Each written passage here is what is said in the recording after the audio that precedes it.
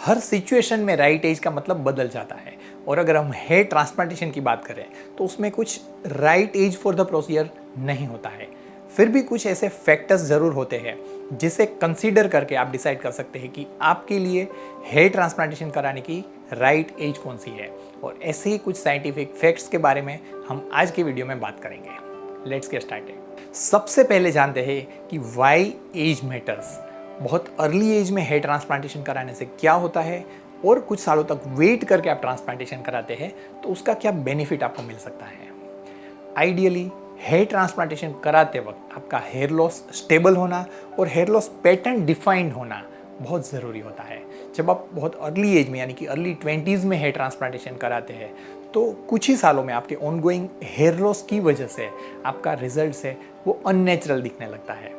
जबकि कुछ साल वेट करके लेट 20s में या 30s में जब आप ट्रांसप्लांट कराते हैं तो उसमें आपका रिजल्ट है वो ज़्यादा नेचुरल लुकिंग लगता है और लॉन्ग लास्टिंग होता है। और साथ में ही अर्ली एज में जब आप ट्रांसप्लांट कराते हैं तो उस टाइम पे कुछ अनरियलिस्टिक एक्सपेक्टेशंस की वजह से आपका रिजल्ट से सेटिस्फेक्शन है वो कम होता है। जबकि कुछ टाइम के बाद जब आपका हेयर लॉस पैटर्न स्टेबिलाइज हो चुका है उस टाइम पे ट्रांसप्लांटेशन आपको ज़्यादा सेटिस्फेक्शन दे सकता है। Then what is best time to go for hair transplantation? Guys, it depends upon various individual factors like hair loss pattern stability, qualitative and quantitative availability of donor hair follicles, your realistic expectations and your overall health, diet and lifestyle.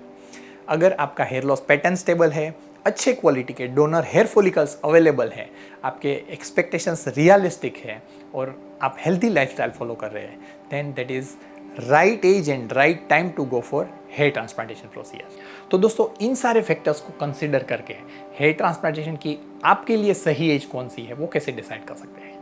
बहुत ही simple language में मैं आपको इसे समझाऊं तो अगर आपको early 20s में हेयर लॉस शुरू हो चुका है तो उस टाइम पे आपको उसे हेल्थी डाइट, हेल्थी लाइफस्टाइल और मेडिकेशंस के साथ कंट्रोल करना चाहिए, स्टेबलाइज करना चाहिए।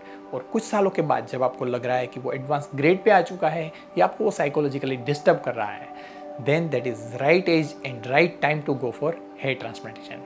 और आपके हेयर लॉस स्टेबल है, अच्छे डोनर हेयर अवेलेबल है तो लेट 20s, 30s, 40s या उसके बाद की कोई भी एज है जो हेयर ट्रांसप्लांटेशन कराने के लिए सही एज है जब आप इसके बेस्ट रिजल्ट अचीव कर सकते हैं जो लॉन्ग लास्टिंग होते हैं। आई होप ये वीडियो आपको अच्छा लगा होगा और अगर आप हेयर ट्रांसप्लांटेशन टाइमिंग के बारे में कंफ्यूज है तो डेफिनेटली ये आपको गाइड करेगा। I am doctor Siddharth Sakhiya, board certified cosmetic plastic surgeon, director of Celebri aesthetics and your aesthetic partner. Stay tuned till next video. Take care. Bye bye. Jai Hind.